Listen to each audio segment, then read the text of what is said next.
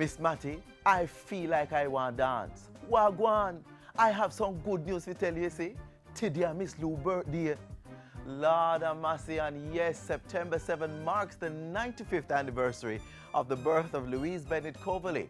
On the show today, we celebrate the life and works of this cultural icon. Plus, it's not disability, but this ability. Inside Issues, we provide answers to some of the queries within the disabled community.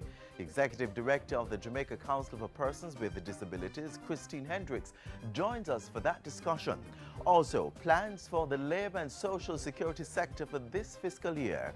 There's much more to learn and know in today's show. Please stay with us. I'm Adrian Atkinson. Welcome to this edition of Jamaica Magazine.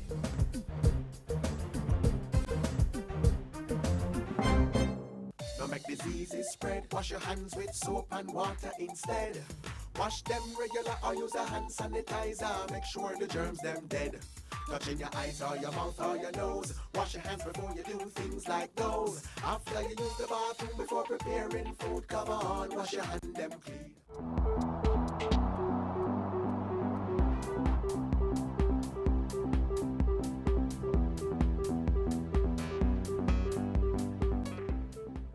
The National Disabilities Act was passed in the House of Representatives in July and will soon go before the Senate for its approval. In studio this week with Ian Boyne is head of the Jamaica Council for Persons with Disabilities, Christine Hendricks. They're discussing the proposed changes as well as how we as a society can be more understanding of the disabled community. Issues and Answers starts right now. Thanks for joining us for Issues and Answers. I'm Ian Boyne. Today we talk about issues to do with persons with disability, and the Disabilities Act was recently passed in the House of Representatives. We have with us today the Executive Director of the Jamaica Council for Persons with Disabilities, Christine Hendricks. She'll be shedding light on the act as well as talk to us about issues to do with this important segment of our population. We thank you so much for having joined us. Good to have you on the show, Mrs. Thanks, it's Hendricks. nice to be here. Let's talk first about the main provisions of this act. What are the most significant provisions of the act? Well, the Act in general seeks to ensure that the rights, the fundamental rights and freedoms and privileges and benefits that are should be accrued to persons with disabilities as a human being are upheld, and whatever needs to be implemented is implemented to ensure that they acquire these rights and have the right to have these rights. Yes. So among some of the significant provisions, there are provisions to do with employment, to do with education, housing, transportation, training, the environment in terms of access, and in terms of access also communication access for persons who are deaf. It ensures that there is that for persons who are deaf. So what kinds of rights, if I were a disabled person, what kinds of rights would the Act enforce and give me the ability to, to ask for prosecution against the abuse of my rights? Okay, so let's start from the beginning. You have children are born, so it's the right to be identified, to be registered, to be able to go to school. And if you're able to go to school, then that means the environment must be accommodating to you, or must be able physical to environment, have you must have physically access to the classes. Right, you must not only have physical access, but there should be support if that is needed in terms of the different professionals that are needed for the various special education needs of different disability groups. You will also have to consider the communication needs of persons who are deaf within the classroom. So it is a wide gamut. So access, right, persons who can do special education in different ways to accommodate persons with intellectual disabilities in particular. And as everybody knows, the physical aspect. So teachers, other students, and the environment. So this would call for a greater provision of funding on the part of the government. Indeed. Indeed. This has significant implications so it for does that. have implication for that. It has implication for the system and how it operates. Because the system currently as it is, although there are some persons with disabilities who are there, not everybody with a disability can actually go to school. We can look at Kingston and St. Andrew, perhaps some parts of St. Catherine, that you have quite a number of students with disabilities who are in school, but when you check the rural areas, you have students with disabilities who are not going to school, not going to at, school at all. all? You have some areas that they cannot accommodate them for one reason or another. And persons, whether the principal or just the environment, because of the myth associated with disability, over the years, the person's perception and attitude sometimes keep them out of the classroom. So sometimes, perhaps even if the environment could The be physical environment, retrofitted yes. physically, because of my attitude that you should not be here, you don't belong here, because of my feeling or my belief that disability is caused by something wrong that your parents did, so it's retribution for you. Those views are Or still here in Jamaica? yes, or it is obvious why you have a disability. So I don't want your bad important, sickness yeah. to come and catch me or come and catch my child. And so I don't want you in my space. So it is all of those perceptions that people have from time immemorial. And sometimes too, sorry to say, but the church course, facilitates some of those, you know, and the terminology that we use to call persons with disabilities and all of that, it keeps people with disabilities out of the public space, out of education. And if you're not educated, then it's difficult to move on to the next level, which is training. And so our training institutions are not prepared either. They are becoming, or you know, they're putting themselves in the mode and in the mood to prepare themselves to accommodate. But it will take some time. It will take sensitization, public awareness, education to help them to facilitate persons with disabilities. So that's education and training. Then if you're not educated and trained, then it's going to be difficult for you to be employed. Because that, aside from the inhibitions of the employer as to how do I facilitate you in my environment, if you do not have that paper to show, then it puts you at a greater disadvantage. So if you look from the beginning, and perhaps we can even go before we get to the schoolroom, in the home, the parent's attitude is the first attitude that has to be addressed.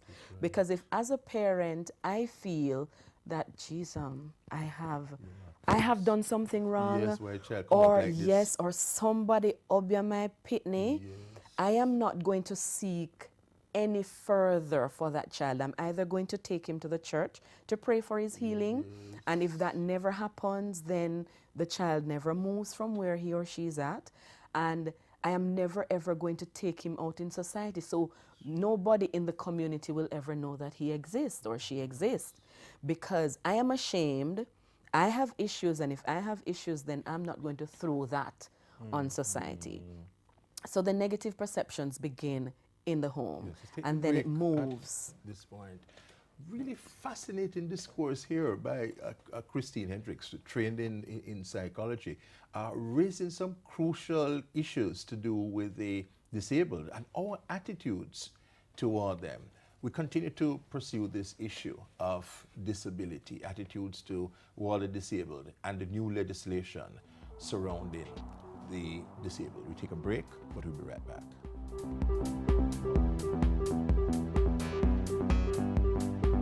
There'll be a better tomorrow.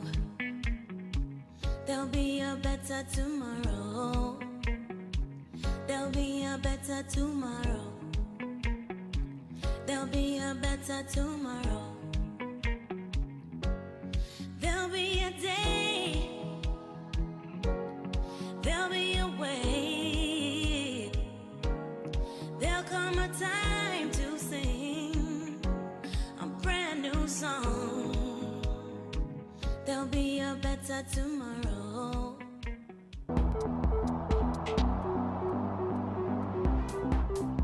The Executive Director of the Jamaica Council for Persons with Disabilities, Christine Hendricks, is with us.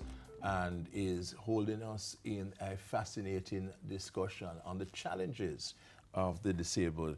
So you were saying that right from the home, the prejudice, the discrimination, the misperceptions begin. Indeed, indeed, right from the home. And sometimes it is out of ignorance that parents and or caregivers do this. They believe that if I protect my child, then society won't get at me and won't get at them. And so in their bid to protect, in their bid to show their form of love, they believe that they are protecting, but they are actually inhibiting the independence of these persons, you know, these youngsters, and who will therefore become adults in later life. And when persons do this, then later they become a burden first to the family, then when the family gets frustrated, they turn to the government, and then the dependent syndrome continues. And then the society will have to continue to provide for this individual because this individual never learned to be independent, to face the world. And so parents have to understand their critical role, even with this Disability Act, to understand that their children have rights to life, right to become independent, right to go to school, a right to be trained and to be employed and to move into careers, and not just to be seen as a member who just walks up and down on the street and begs, or not someone who is just there Not as a liability. Right. Because of how our culture has sort of, should I say, maybe fashioned, you know, our ideologies. We have trained our people with disabilities to be dependent rather than independent. There are a number of persons with disabilities today on the streets, and I look at them knowing that they did not have to be there, but they grew up in an environment that facilitated dependence. And we have a society that also caters to that dependence, in the sense that society believes that, okay, if I've done my charitable deed, then I have done my good for the day and you can move along, rather than seek to include you to see, okay, how can I ensure that you get an education, get trained, and perhaps there's a space in my place of employment that you could occupy. No, I've given you $50 or $100 and you can be on your way. So in our bid to be nice and kind, sometimes we inhibit, we hold back persons with disabilities without even understanding what we're doing. So you're showing us, Mrs. Hendricks, that this matter of tackling the challenge of disability goes way beyond legislation. Way beyond legislation. Way beyond any the law. legislation is good because it forms that basis now where if the enforcement. person with the disability is pushing forward and you with your attitude is saying, He has I don't mechanisms want of you here, redress. then there are mechanisms for redress. But the deeper issues are what we have to try to reach even before persons understand the whole concept of inclusion, because that is a concept that if persons understood inclusion, then it would be a totally different and transformed society.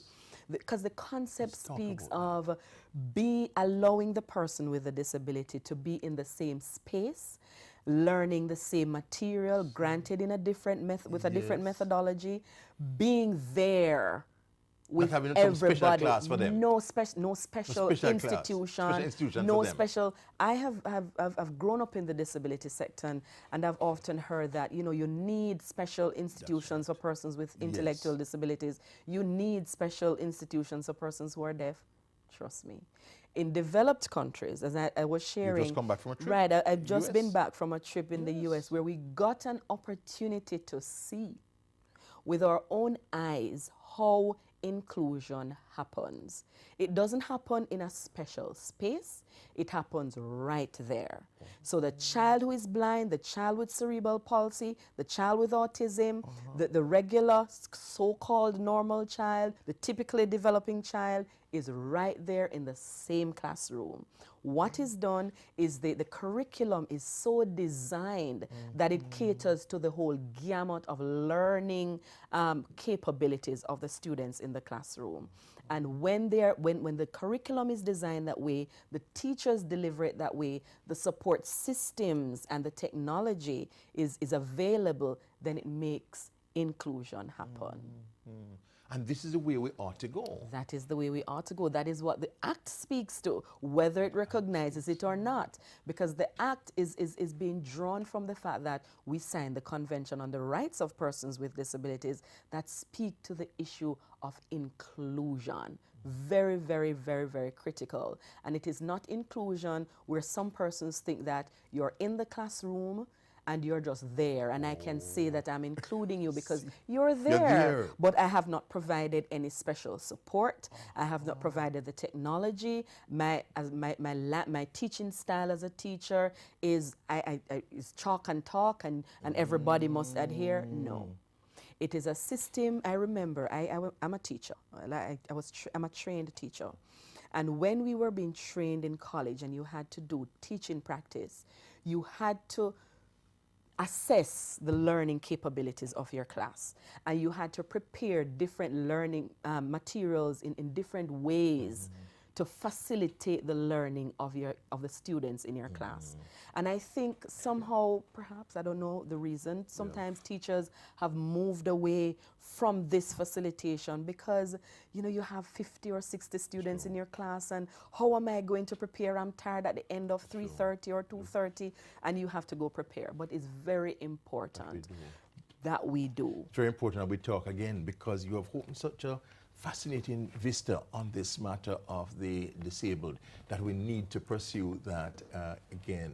Christine Hendricks is the Executive Director of the Jamaica Council for Persons with Disabilities. We thank you for your company on Issues and Answers. Next week we'll be back.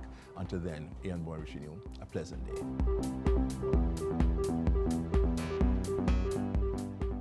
Householders, business people, school administrators, protect yourself and your children from the chikungunya virus. Be on the alert. Help control the mosquito population. Chikungunya is a virus transmitted by the Aedes aegypti mosquito, which breeds in and around your home, workplace, and school. Destroy breeding sites. Empty old tires and all other containers where water can settle. Bore holes in old cans. Cover water drums and garbage cans. Wash flower pots and vases and clean pet dishes regularly. Protect yourself from mosquito bites. Cover your body as much as possible and use mosquito repellent containing DEET. And if you're experiencing symptoms of chikungunya, a sudden high fever, headache, rash, nausea, pain, stiffness, or severe joint pains, see your doctor or go to the nearest health center. Want to know about employment opportunities, overseas work programs, and more on the Disabilities Act? Then watch this next feature. Flexi-work bill to be debated by September. Labor laws to be amended as part of the labor market reform program, and initiatives underway to further include vulnerable persons in the labor market. Top priorities for the Ministry of Labour and Social Security in the 2014-2015 financial year. It's all about growing the economy by transforming the labour market and boosting productivity.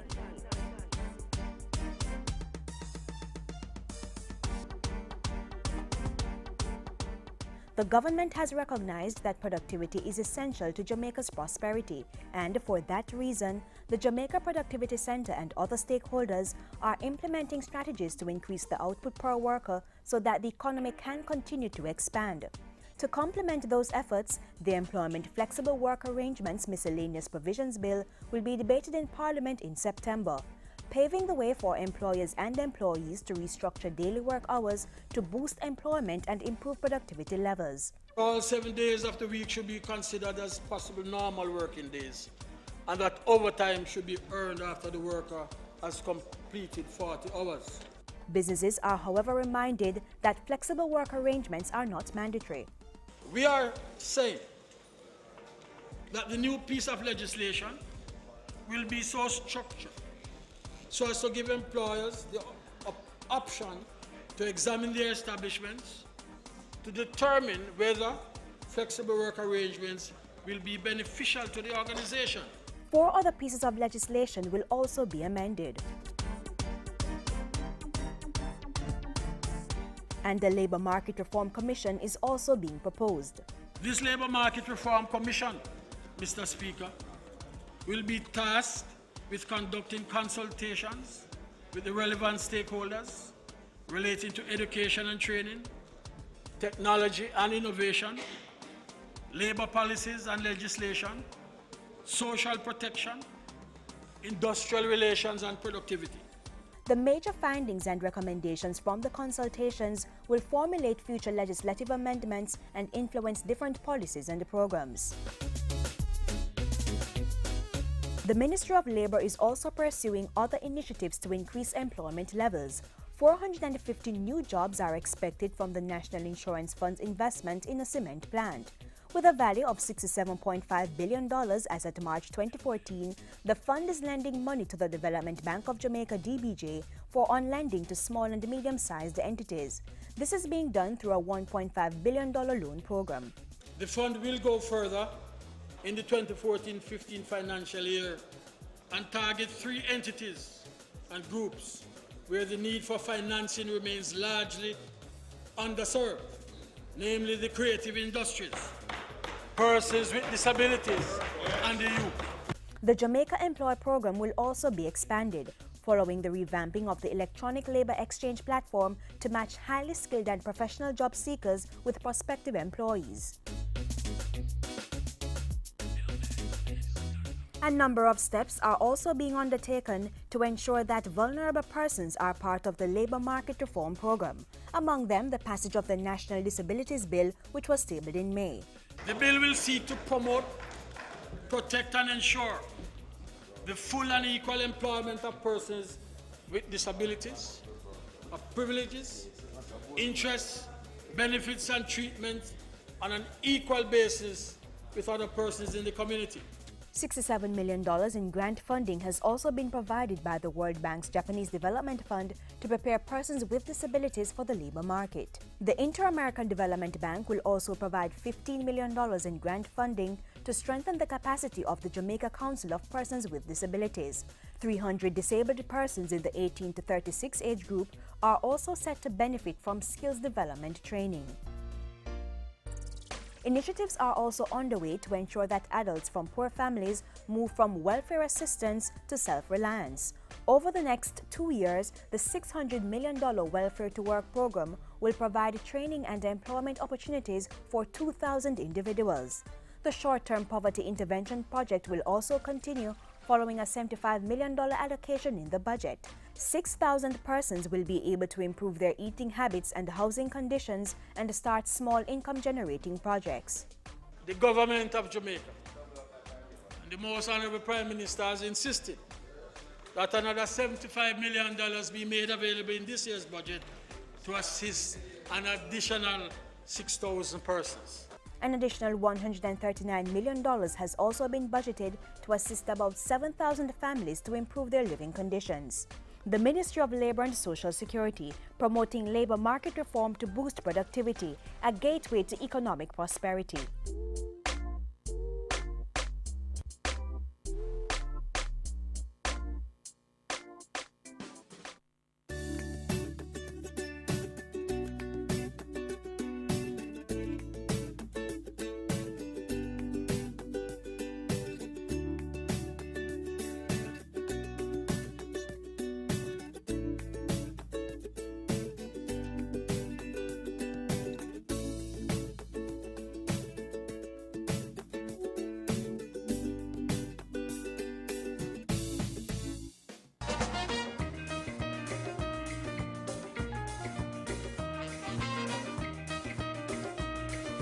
Yes, man, one time, you know, in the late 40s and early 50s, them did say that we colonized in England in reverse. What's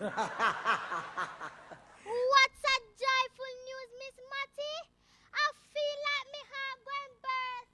Jamaica people colonizing, England in reverse. By the 100, by the 1,000, from country and from town, by the shipload, by the plane load. Jamaica is England bound. Them pour out of Jamaica.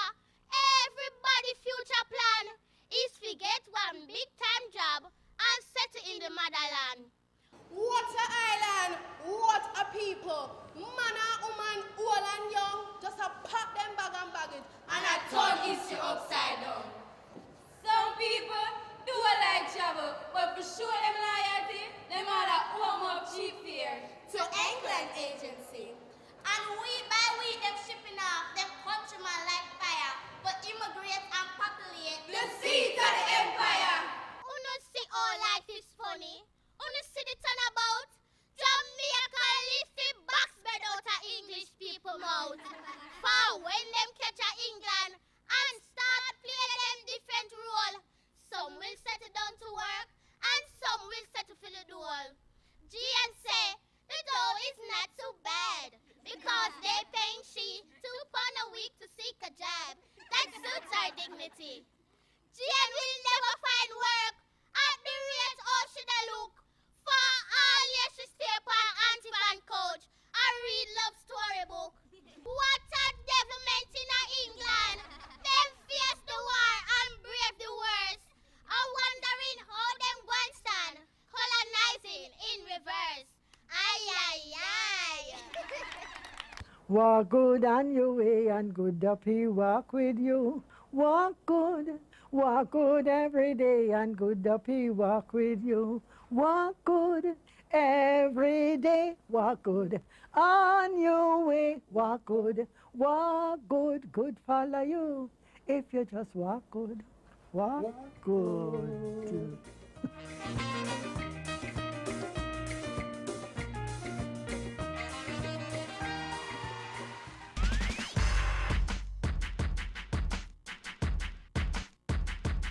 Louise Bennett Coverley, the Queen of Labrish, the woman who made us understand that patois is not a bad language. Most importantly, Miss Lou taught us to accept who we are, to accept our own identity and culture. Let us be the Miss Lou of our generation. Let us identify that without acceptance of self, success is elusive. We don't have to twang to be accepted. You may not be a writer or a poet like Miss Lou, but whatever is your talent, own it, take charge of it. And despite what others may think, if that's your passion, follow it. Miss Lou, too, along her path to success was ridiculed, but she was not daunted. When Miss Lou passed away in July 2006, she left a legacy, loads of poems, lots of laughter, but most importantly, the lesson of self-identity.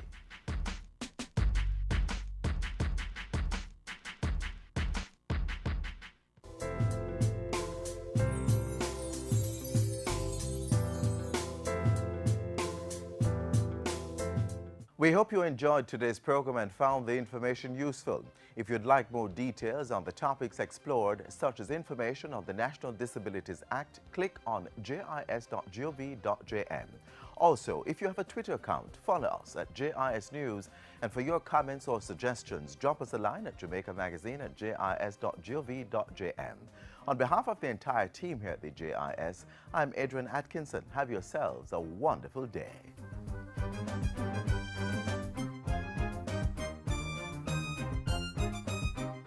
This has been a production of the Jamaica Information Service, the voice of Jamaica.